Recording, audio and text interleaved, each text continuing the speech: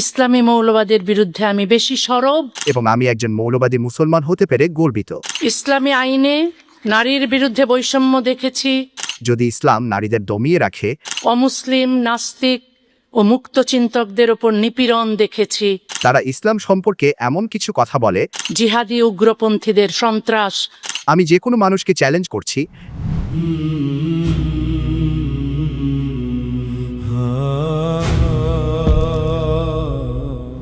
ইসলামী মৌলবাদের বিরুদ্ধে আমি বেশি সরব, কারণ শৈশব থেকেই একে খুব কাছ থেকে দেখেছি। ইসলামী আইনে নারীর বিরুদ্ধে বৈষম্য দেখেছি। অমুসলিম, নাস্তিক ও মুক্তচিন্তকদের ওপর নিপীড়ন দেখেছি। মানুষের ব্যক্তিগত জীবন, চিন্তা ও স্বাধীনতা নিয়ন্ত্রণ করতে দেখেছি। সারা বিশ্বজুড়ে জিহাদি উগ্রপন্থীদের সন্ত্রাস ও হত্যাকাণ্ড দেখেছি। মিডিয়া বলে ইসলাম নারীদের দমিয়ে রাখে, আর এ কারণে ইসলাম মানবতার জন্য একটি সমস্যা। যে ধর্মটি নারীদের সর্বোচ্চ অধিকার দিয়েছে তা হলো ইসলাম। যদি ইসলাম নারীদের দমিয়ে রাখে, তাহলে পশ্চিমা দেশগুলোতে যারা ইসলাম গ্রহণ করছে তাদের মধ্যে কেন 2/3 নারী? ইসলাম নারীদের অধিকার দিয়েছে এবং ইসলাম নারীদের মর্যাদাকে উন্নত করেছে। মিডিয়া বলে যে ইসলাম অন্যের মতামত মেনে নেয় না, আর এ কারণেই এটি সমাজের জন্য একটি সমস্যা। মিডিয়া বলে যে ইসলাম সন্ত্রাসবাদকে উস্কে দেয়। সুতরাং মিডিয়া চতুর্থ যে কৌশলটি ব্যবহার করে তা হল তারা এমন কিছু কথা বলে যা ইসলামের কাছে সম্পূর্ণ অপরিচিত, যার অস্তিত্ব ইসলামে নেই। ইসলাম নারীদের দমিয়ে রাখে, ইসলাম সন্ত্রাসবাদকে উস্কে দেয় ইত্যাদি। এভাবেই মিডিয়া ইসলামকে বদনাম করে। এবং মিডিয়া পঞ্চম যে কৌশলটি ব্যবহার করে তা হল তারা ইসলাম সম্পর্কে এমন কিছু কথা বলে যার অর্থ সঠিক কিন্তু ব্যাখ্যা ভুল। উদাহরণস্বরূপ, মিডিয়া বলে যে মুসলমানরা মৌলবাদী। মৌলবাদী শব্দটির অর্থ কী? সংজ্ঞানুযায়ী মৌলবাদী বলতে এমন একজনকে বোঝায় যে কোনো নির্দিষ্ট বিষয়ের মূল নীতিগুলো অনুসরণ করে। উদাহরণস্বরূপ, একজন মানুষকে ভালো গণিতবিদ হওয়ার জন্য তার গণিতের মূল নীতিগুলো জানা, অনুসরণ করা এবং অনুশীলন করার চেষ্টা করা উচিত। যদি না সে গণিতের ক্ষেত্রে একজন মৌলবাদী হয়, সে একজন ভালো গণিতবিদ হতে পারবে না। একজন মানুষকে ভালো বিজ্ঞানী হওয়ার জন্য তার বিজ্ঞানের মূল নীতিগুলো জানা, অনুসরণ করা এবং মেনে চলার চেষ্টা করা উচিত। যদি না সে বিজ্ঞানের ক্ষেত্রে একজন মৌলবাদী হয়, সে একজন ভালো বিজ্ঞানী হতে পারবে না। আপনি সব মৌলবাদীদের একই তুলিতে আঁকতে পারবেন না যে সবাই ভালো বা সবাই খারাপ।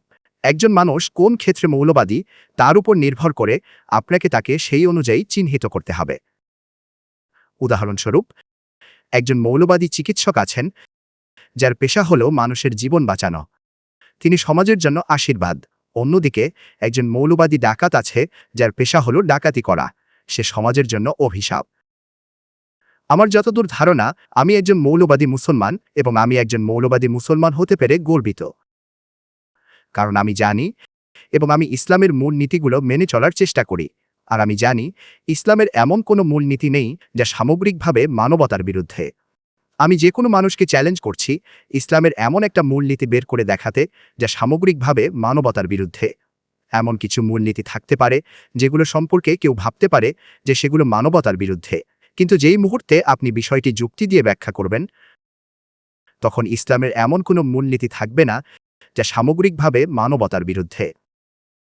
ওয়েবস্টার অভিধান অনুযায়ী মৌলবাদী শব্দটির প্রথম ব্যবহার করা হয়েছিল আমেরিকান প্রোটেস্ট্যান্ট খ্রিস্টানদের একটি দলকে বোঝাতে, যারা গির্জার বিরুদ্ধে প্রতিবাদ করেছিল। খ্রিস্টান গির্জা বিশ্বাস করত যে বাইবেল ঈশ্বরের বাণী। এই আমেরিকান খ্রিস্টান প্রোটেস্ট্যান্টরা তারা শুধু এটাই বিশ্বাস করত না যে বাইবেল ঈশ্বরের বাণী, বরং তারা বিশ্বাস করত বাইবেলের প্রতিটি শব্দ, প্রতিটি অক্ষর এটা ঈশ্বরের বাণী। অক্সফোর্ড অভিধান অনুযায়ী মৌলবাদী শব্দটির অর্থ কী? মৌলবাদী হল এমন একজন যে কঠোরভাবে যে কোনো ধর্মের প্রাচীন মতবাদ মেনে চলে। আর অক্সফোর্ড অভিধানের সংশোধিত সংস্করণে মৌলবাদী হল এমন একজন যে কঠোরভাবে যে কোনো ধর্মের প্রাচীন মতবাদ মেনে চলে, বিশেষ করে ইসলাম। এই শব্দটি বিশেষ করে ইসলাম যুক্ত করা হয়েছে অক্সফোর্ড অভিধানের সংশোধিত সংস্করণে। যেই মুহূর্তে আপনি মৌলবাদী শব্দটি শুনবেন, আপনি একজন মুসলমানের কথা ভাবতে শুরু করবেন, আপনি একজন চরমপন্থীর কথা ভাবতে শুরু করবেন। মিডিয়া বলে মুসলমানরা চরমপন্থী। আমি মানুষকে বলি আমি একজন চরমপন্থী, আমি চরম দয়ালু, আমি চরম সৎ, আমি চরম প্রেমময়, আমি চরম ন্যায়পর। চরমপন্থী হওয়ার মধ্যে ভুল কি আছে? আমরা কেন ক্ষমা প্রার্থনাকারী হব? তবে আমাদের সঠিক দিকে চরমপন্থী হওয়া উচিত, আমাদের ভুল দিকে চরমপন্থী হওয়া উচিত নয়। মিডিয়া বলে ইসলাম একটি কঠোর ধর্ম। আমি বলি ইসলাম একটি কঠোর ধর্ম। মাদকাসক্তির প্রতি বিরোধী, মদ্যপানের প্রতি, ব্যভিচারের প্রতি, পতিতবৃত্তির প্রতি। ইসলাম একটি কঠোর ধর্ম। সমাজের খারাপ কাজের বিরুদ্ধে, যেসব জিনিস খারাপ এবং যেসব জিনিস সমাজকে বিভ্রত করে সেগুলোর প্রতি বিরোধী। তাহলে আমরা মুসলমানরা কেন ক্ষমা প্রার্থনাকারী হব? এখন আমাদের সময় এসেছে পরিস্থিতি উল্টে দেওয়ার।